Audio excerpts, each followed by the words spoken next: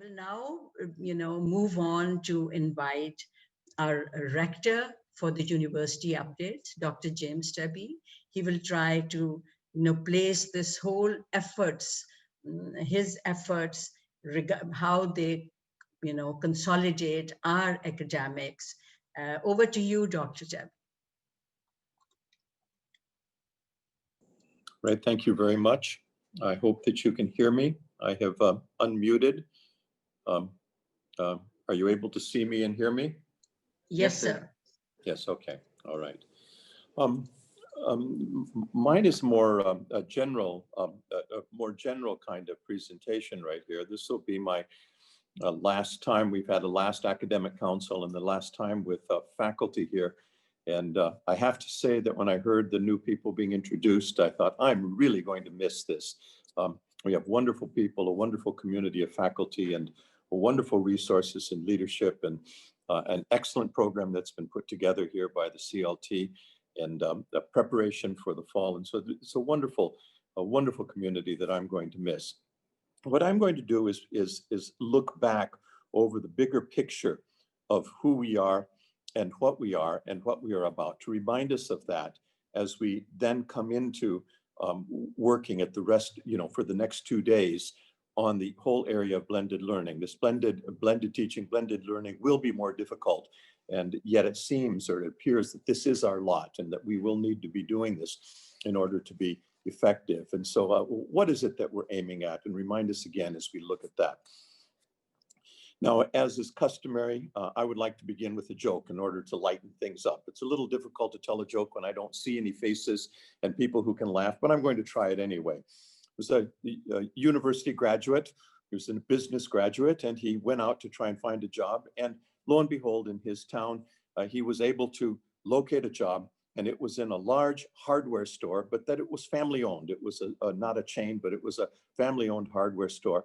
And he was given the exalted position of assistant manager as he graduated. So he was very pleased. His first job out of university, and he had landed a job as assistant manager, had many ideas for how he could organize the store and develop it into a more effective business. And he showed up the first day for work, and he went to talk to the owner, who was also the manager. And he says, well, sir, Mr. Smith, here I am. I'm ready to take my job. And he says, what would you like me to do? Or how would you like me to start? And the manager, the owner, turned and handed him a broom and says, please go and sweep out the front of the store, the sidewalk out front in the front of the store. He says, why, sir, he said, I'm an assistant manager. And he said, well, yes. And he said that this shouldn't be my job. And he says, well, he said, the janitors do come and clean the aisles and do all the other work, but that part gets dirty often. And this is part of the assistant manager's job description, is to sweep the front of the store. And the young man said, but I'm a university graduate. I'm a university graduate. And the owner said, oh, excuse me. He said, I'd forgotten that. He says, here, hand me the broom. He says, come. He says, I'll show you how to sweep. And he takes him up to the front. So we hear lots of stories about education and how it's not particularly helpful because it doesn't translate into a practical job. And we hear jokes about that. This is a common kind of joke. There's another one that was a story that I remember. University of Wisconsin, for some time we had quite a lot of connection there. I wasn't teaching there, working there. My daughter was attending there and graduated from there, now works there as a tenure track faculty member at the University of Wisconsin. And at that time, I met a gentleman who was the head of what they call MATC. And I do not remember what MATC stands for, but basically what it was a technical colleges that gave diplomas and lower level degrees, just 2-year certificates and degrees for people who were training for particular professions. And so it was not particularly an academic institution, but you could go there in order to learn how to do, say, for instance, an ultrasound, how to become an ultrasound person that can do, certain technical skills that one can learn, and some are broader than others. And he told me, he said that he was with the president, which is the head of the University of Wisconsin-Madison, which is the largest campus, about 45,000 students.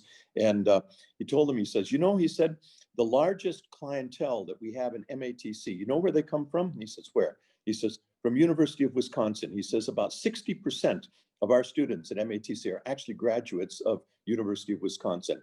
Why? Because they need to get specific training for a job once they graduate, and they're not prepared for that. And he said, the president of University of Wisconsin said, well, why don't we just keep that as a secret between the two of us and not tell anybody else on that? But we who believe in a liberal arts education at Foreman Christian College, it does not necessarily train specifically for jobs, though people are prepared, we believe, for jobs when they come out of this. But we do believe it prepares them for jobs that have not yet been created, and prepares them to be able to think and adapt into society in a way that will be inspiring and changing for the future. It trains them for jobs that do not yet exist on that. I know that there's a saying, I've been told there's a saying here in Pakistan that giving education to a boy from the village is like giving water to a weed. He becomes unable to do some of the work in the village, and he becomes useless for what is the normal work in the village. But he's trained into something else and understands something else. And let me tell you why I think that this is not the case, absolutely not the case in Pakistan, by a couple of experiences that I had just recently. Well, one that I had early on in my time as rector here, and one that I had just here in this past month, in the month of September, as we've met students.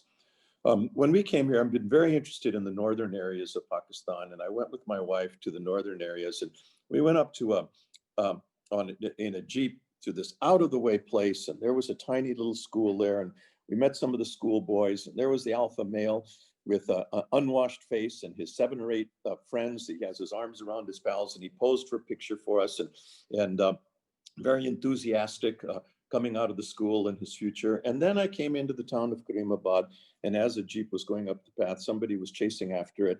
And a young man, as we were getting out, stopped and said to us, he says, "Are you the new rector at FC College?" And I said, "Yes, I am." And he said, "Oh," he says, "I'm a rising junior at FC College," and was telling me how much he liked it and how much he appreciated it. And I said, "And where are you from?" And he named the name of the town that we had just come from, that tiny little place in the back of Beyond. And here he was engaging in a whole nother level, working with his family to start a business, to set up a tour guide, a touring company that was there, and all the things that came with this that come from education. And he came from that little town that had virtually nothing. And then more recently, in September, we were there, and we were traveling with a friend who has actually studied at FC College here, and staying with him. And then he was taking us around to different places, and he introduced us. In one place, we went to this Al Husseini Bridge. If you've ever been up there, it's this terrible bridge that goes out across the Hunza River in northern Hunza. And it's a great tourist attraction. People look at this and are in horror, and the local people can skip across it without touching anything. I mean, the boards are about only every 2 or 3 feet, and they're just fearlessly can run across it. But we went to see this, and there was a young woman that he had made contact with by phone that was there already, and very vivacious and talking. And here she was leading a group of, she had three colleagues that were with her, and she was leading a group of 40 women in order to work and do work online. And she was, all the different things that she was doing online in order to demonstrate the area of northern Hunza and what it was and the problems and things that people were facing. And they were doing a training session, been doing it for several days, and they were wrapping it up that day, invited us to join them for lunch, which we declined, but it was at the time when they would be finishing it up and giving certificates to all the women in this northern area. And my friend Hamid told me, he said, "You know, this girl comes from a village that is right up next to the Chinese border. The Kunjarab Pass is at 16,000 feet. Her village is actually higher than that and is next to it. There is nothing there. Nothing there. But the Aga Khan Foundation has gone up there, has put schools in the area. And then when we were in a home that were there, women came and listened and talked, and were people who were very educated and knew what was going on and what was happening in the world." I mean, it was really quite remarkable to see what they were doing. And they had their own NGO, very idealistic. You know, these young people were very idealistic, and you can think, well, boy, how this wouldn't work out and how that wouldn't work out. But what a difference education makes what a difference education makes in the way that they would look at their, the way that they would look at their education. And this is what we are about. This is what we are about. We want our people, our students who are studying here, to come and critically examine the environment in which they live, the environment in which they live. And our liberal arts education seeks to provide our students with the tools to see and understand this environment. They've learned higher order thinking skills, which will enable them to not just get jobs, but also to lead and solve some of the difficulties, the problem that Pakistan faces today. And like these 4 idealistic young people in Northern Hunza with their own NGO wanting to empower women, our students are required to take general education classes that provide them with worlds of opportunities to see things in different ways. And many of them come to FC College thinking they were going to study one thing, but then changed their major. And they took an unexpected course when they better understood the water in which they were swimming and what kind of person they were. The water is the environment in which they live and move and have their being. And they've met students from other parts of Pakistan whose culture is different from their own, and at various programs, and they've seen the diversity of Pakistan celebrated. And many have known about religions other than their own, but have never made friends with people of a different faith. And here at FC College, they have had that opportunity, and through it have learned tolerance and even appreciation. They've also come to know people from other parts of the country, and old prejudices have died in them, and many have come to treasure those diverse relationships and those friendships, and what they've learned in making friends is the basis for a more tolerant Pakistan. Now, these are our ideals of what it is that we want to do at FC College and what motivates us in giving our lives to academia. And most of you will have heard some, if not most of this before, but it's good to be reminded of this.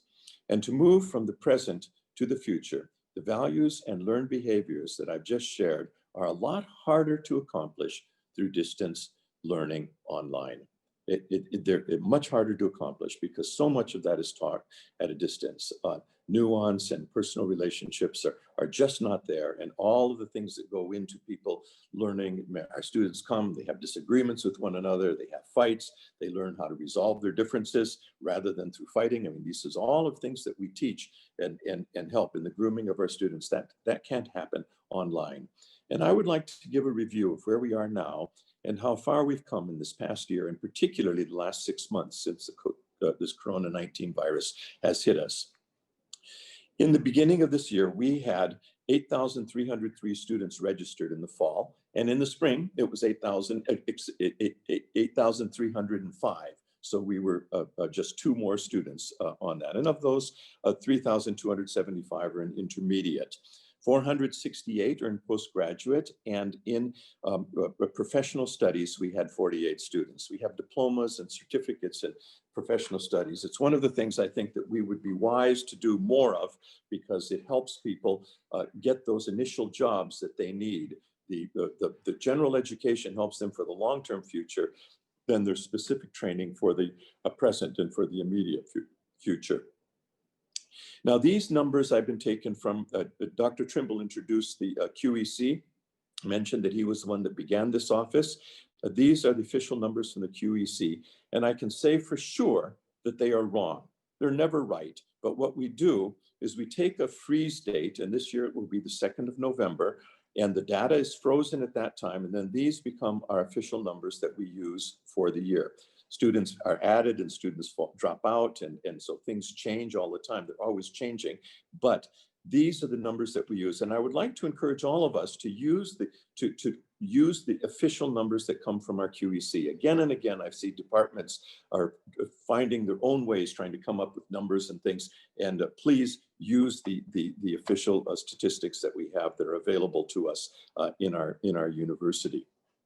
At the beginning of the year, we were moving strongly in the areas that we've done before. International academic conferences were being held. Faculty were traveling to present papers. We have a very lively list of faculty coming and going, presenting papers in international conferences. The ongoing academics at every level were first flourishing and charging ahead in the way that we've become so used to here at Foreman Christian College. And it was the biggest and most successful job fair yet that I saw. We had 112 companies, I believe, that came in February. We saw that, and we were on course for some 900 event setups during the year. The events office so busy setting up for different events that the university is doing. So in addition to teaching, all these other things are going on in this university. A new office block with 36 offices was completed, and two duplexes of 3-bedroom faculty homes have been completed. Light of Hope School registration has been done, and an advising office has been set up. Now, all of us are involved in advising, but the importance of this, I can't be overemphasized. All of us can and should be involved in advising, and this is part of what liberal arts education is faculty meeting individually with students and talking with them about their future. It's not just which courses you take, but rather to talk about a whole range of things so that there's an opportunity for students to be mentored in a more general way on this. And the advising office, though, these are people who are experts on what courses need to be taken and what the requirements are to be fulfilled. And particularly, it reaches out to students that are struggling. It takes the initiative with students that are struggling, and we hope to improve the success rate of our students that come in and are left behind. You've seen the campus center that's being begun. That will have a digital library in it. It will be the largest building on campus in terms of covered space when it's complete. And as far as I'm aware, we're the only university in Pakistan that has such a building. It is essential, I believe, to a liberal arts education because it's a place where students can mix. It's a place for the co-curricular activities. It's a place for faculty and students to mix. And it's like the living room. You have a house and you have bedrooms and you have a living room. It's like the living room of the university. This was something that was very important to Dr. Armacost that preceded me. And it's certainly, I'm glad that we've been able to find the funding and at least get it started. We'd hoped that it would be done before this, but it looks like it will be finished by the end of next year, 2021. Faculty housing building continues. I know that there's a need for that, and we're doing the best we can on that. Virtual computers have been made available so that you're able to get computing power off the web rather than just on the machine that you have. So all in the future, what will happen is you have a keyboard and a monitor and a connection to the internet, and then the computing power is all provided online. And the IT has been behind this and is doing this. And then we're looking at establishing a data center. Well, when I say establishing a data center, what it is signing an agreement with one of our alumni for a data center. And this would provide for all of our data needs. And they've already ordered the equipment that would be necessary for FC College. They themselves will use it, of course, for other work that their cloud computing work that they're doing in Pakistan. We would be the main center, and then there'd be a backup center in another place. So that's just about done. It's been approved by our board, and we're hoping to close that out, though it's been quiet for the last 3 or 4 weeks on that. All of this is going ahead, and then we came to the COVID-19 period. At the time, we didn't know what the future would hold, and we were scrambling to learn what it would mean for us. The government declared a lockdown, everything closed and stopped. Those of you who, if you were out and about at all during that time, you remember how very little traffic there was, particularly at the beginning. All projects on the campus were stopped, everything was stopped. We took 2 weeks in order to scramble to try and get set up for teaching online. And you know that better than I do, how that happened and how that worked. During that time, we then did not know what the future would hold. And so we did financial projections. We studied where it is that we were, what our liabilities were, what our resources were. And I sent out a communication to all of their community, not just to faculty, but to all of our community, which explained the difficulties that we are in and what we would need to do in order to survive the year. And as you're aware, salaries were frozen, long-awaited raises, acknowledging hard work and advanced degrees were even put on hold. And there was and we weren't going to do any extra purchases other than what we needed to in order to keep the university just functional, or just as much as we absolutely had to do. All for the purpose of being able to not let a single person go, not to dismiss anyone during this time. And you know, what was the response that came from the FC College community? It was an outpouring of generosity. And you all were part of that. It was unbelievable, in my opinion, what came from this. We come and we introduce these harsh measures, these difficult measures in order to survive. All of us are taking some of this on ourselves in order to do it. And what is the response from you was generosity. Faculty got together and raised money amongst yourselves in order to give our poorest staff a 5% or so raise. And so we were able to give our poorest level of staff, a whole group of them, a 5% raise. Why? Because you who are sitting here, many of you actually contributed towards that and gave money towards that so that they would be able to have a little bit of money. The hardy labor that we were using for our projects on the campus center and the faculty housing and other things were given.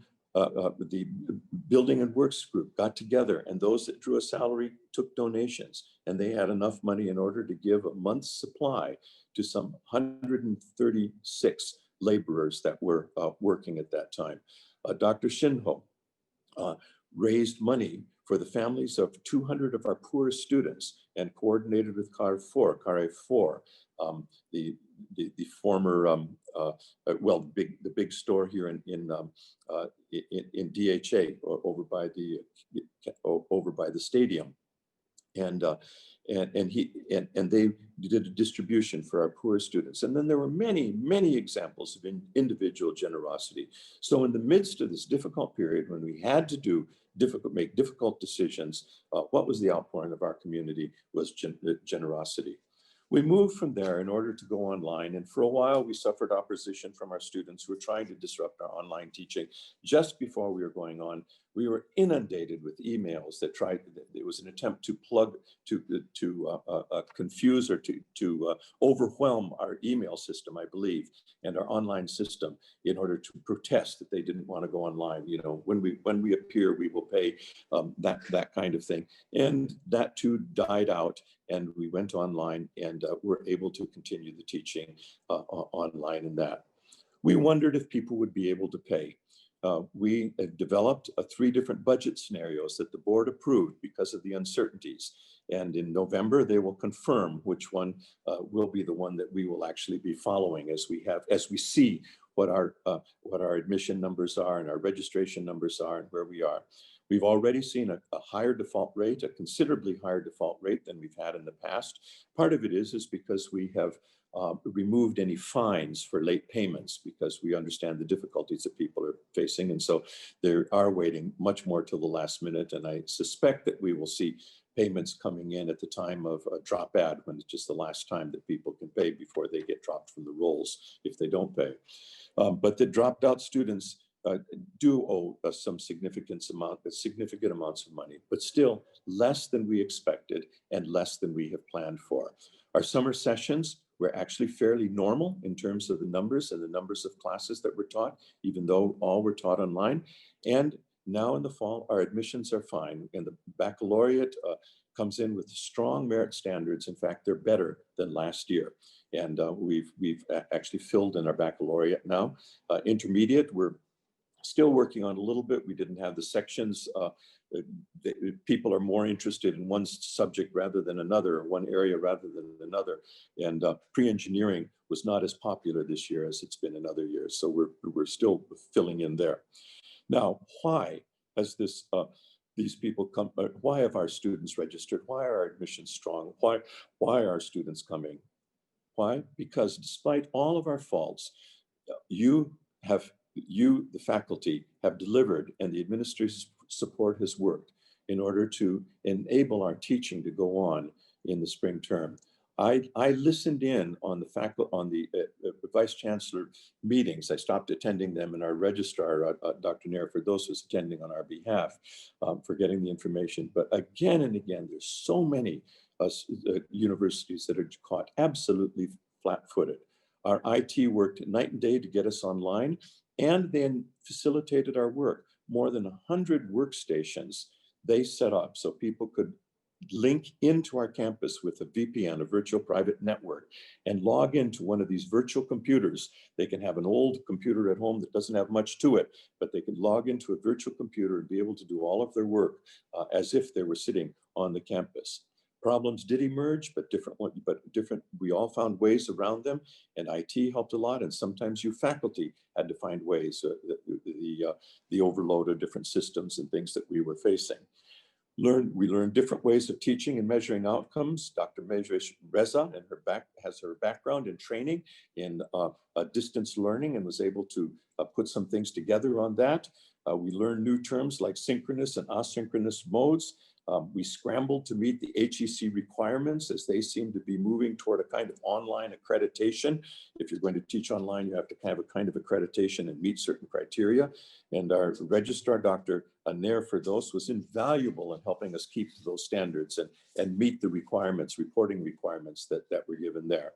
And as Dr. Ruxana introduced to you, there have been excellent series that have come from CLT, both in giving information about this online teaching and how we do it and the resources that are there, but also in modeling those teaching methods in the way that they're setting up and doing it. This has been just excellent, and this help continues with us in the future. Improvements are continuing. We are far from perfect, but also we're far ahead of most of the universities in Pakistan. So as we look ahead, what is it that we have? Well, as Dr. Trimble said, we have started to open up, and we will have to go to a hybrid system. The government is asking us to open up, so we will follow that and do it. We will do it according to their SOPs. We do know one thing, and that is that COVID-19 is with us for many months still, and it will be difficult to maintain our vigilance and care during this time. But we will work towards strict compliance towards protocols so as to save us from the worst effects of this virus. And while it's fairly benign in most of us, we do need to remember that it is deadly in others, and it's hard to predict who is going to be struck down on this. So it's vitally important that we all adhere to these protocols. You need to know that we have health officials that check on us, and this is the kind of thing that happened. They came and they took 20 random samples, and one of our students that was a research student in physics came up COVID positive. And they descended on us, and they did samples here and checking there and everything. And then finally, when they didn't turn up after about 80 or so COVID-19 tests, they didn't turn up another one. They went away. Then there was another student who was one of our students, but hadn't been on campus since March. And he tested positive out at the, I believe it was the Aga Khan Hospital or one of the hospitals here. He tested positive. And again, the health officials were all ready to descend on us until we could convince them that the boy hadn't been on our campus on this. And so the health department is watching us, and they will be checking to make sure that we follow protocols, and it's very important. This problem will die down one day, but let's all hang tough until it does. Let's all hang tough on this until it does. We need to remember that we should restrict discretionary activities where groups come together. I know that this is an important part of our liberal arts education, but it's just going to have to be postponed for now. Co-curricular activities, seminars, and academic conferences, they need to halt for this semester and maybe a little bit longer, depending on where we are on this. But they're there in the wings and they're ready to go, but we can't do anything more than let's focus on doing our blended teaching well. Dr. Trimble has given what the university plans are. I think you need to know that the intermediate will be slightly different than that. They have a 6-day schedule where they're teaching 6 days of the week, and 3 days, for 3 days of the week, Monday, Wednesday, Friday, the even numbered identity cards can come on campus. And on Tuesday, Thursday, Saturday, the odd ones can come on campus, and the others will listen online or will listen online when they're doing that. So IT has worked hard in order to prepare us for that, and they're able to take this on and help us on that. Research is continuing in addition to the programs above, and that has started actually quite a bit before this, and we're working on enabling our students to do the research and lab work that they need to do. I will say this, and that is in the future, I do think that online education will be in our future. I can't believe it won't be after all that we've learned here, because there are opportunities for education in this area that would expand FC College's influence, but would be not so heavy on the resources. We'll mention this, that US accreditation will be going ahead, and you'll be hearing more about that coming into the spring. Construction projects are continuing and coming back to normal. You've seen the campus center and faculty housing is going ahead. There will be a media center that is being built. We've started on that. We actually have that will be developed. This is long overdue, but we're having that. And then there's another building that will be added to the Light of Hope School as we get older girls there, so that there's a building for them. FC College has taken on what we call a projects trust. A projects trust, a Foreman Christian College University Project Trust. And under this, the board has allowed us to form a trust here at FC College that can take on certain projects that fit some of our expertise, but are not university education. And the purpose of this would enable us to develop revenue streams, income streams for that. And so we've been guided by the business school in some of this. Dr. Rao Raza Hashim has helped us understand this, and has in fact helped us develop this concept. And we have a project that we hope to begin when the COVID thing dies down in Elite Town of an intermediate college. We're just about ready to sign a document with the what was a women's stitching project, which will die down, but it's over on Jail Road, TSA, Technical Services Association. And in that, we would have a counseling center. There would be a school as well, but then there would also be a hostel space for about 80 to 100 women. There would need to be some renovation that's done on that, but that's close by, and that would be very helpful to us to have. And so we have the documentation, and we'll be signing for that this week. We've looked at Murray Christian School, which is where Dr. Addleton, our new rector, graduated from, and where I also attended. There's other institutions here that we're looking at that are possibilities to come under this projects trust. And the purpose of this is eventually to run good programs, but also that there will be some benefit for FC College. These will be run, and then there'll be a link in that. This land that you see to the side of us that doesn't have buildings on it, to the southern side of the campus, the CET land, we're in the final stages of getting this back as well. And I hope that will be accomplished before I leave. And this is part of our long-term master plan, because this is where this data center would be, where our sports grounds eventually would be. And the center field that you have here would now become the center of academics on one side of the field. Over by the southern side again would be a life sciences building and a humanities building. And then there would be trees and walkways in place in the center, but the sports grounds would all be in this property that we're getting next to us. And the road that runs through that would be closed during university hours. It'd only be walking, and the road would go around the outside of the property. So these are the plans and dreams. These are the plans and dreams for another to develop, change, and lead. And we leave them as they are. For myself, there's a handover inauguration ceremony that will be on Saturday, October 31st, when we will formally induct Dr. Addleton as the rector of Foreman Christian College University. There are programs that are this, and unfortunately we can't invite everybody to them, but they will be online. And so for those of you who are interested, there's a farewell for me on the 24th of October, and then there's this inauguration on the 31st. If you're interested in seeing that and you're not able to come because of our limited space, then you can watch that online. Our departure, we plan to leave Pakistan, God willing, on November 16th, if we can get everything done that needs to be done by then, but we actually have tickets for that. Let me make a comment now too about Dr. Addleton before I close here. Dr. Jonathan Addleton, as you know, is very well qualified for this position. You will have seen some of his credentials. You'll learn a lot more about him in the days that are coming up. And I want you to hear directly from me about this. I have utmost confidence in him and his ability to lead this university. You are getting a really nice guy, in addition to somebody who is very capable, who has led in large administrative areas, and is an academician and a person who thinks academically very well. I'm very, very pleased with that. And I'm thrilled that Dr. Doug Trimble is able to come back and join us here. And you've seen some of the preparation and the work that he's done. And I'm sad to be leaving all of you, and I'm sad to be leaving these new colleagues that are coming, but I'm confident that it's left in, all of this is left in good hands. Now, I went back in preparation for sharing with you today, and I looked at the letter that I wrote to all of our community on April 4th when we were facing so many uncertainties. The situation today is probably no better in actual reality than it was then, maybe even a little worse. But we know more about the treatment for COVID-19. We know more about how the disease spreads and how to stop that.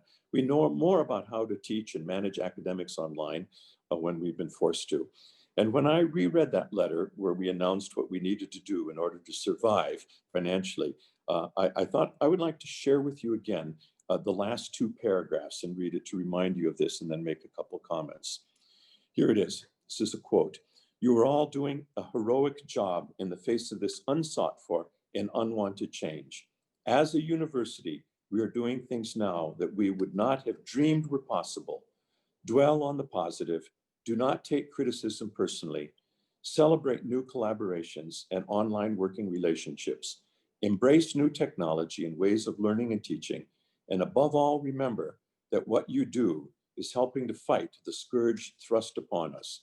By doing our jobs in the face of this great adversity, we continue to create tomorrow's leaders for Pakistan through not just our teaching, but also our example. And I hope and pray that when all this passes, we will be able to look back at the obstacles that we've overcome together and say, this was our finest hour." So that was what was written at that time. And you know something? I think that we have done this together. It may not have been our finest hour, but if it wasn't, it came very, very close. Your commitment, your hard work, and your generosity have surpassed anything that I've experienced. And I want to thank you for letting me be a part of that. Thank you very much.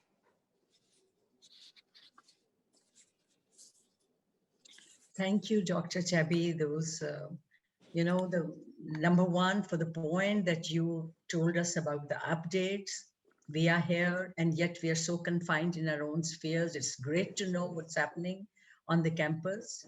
And apart from that, the way you have, helped us, supported us in keeping our spirits high, in working through the crisis. You have been very generous and very kind. Thank you so much. And thank you for your kind words. And while you were saying that this is your last address now at the faculty retreat, let me just add that you will be missed, sir.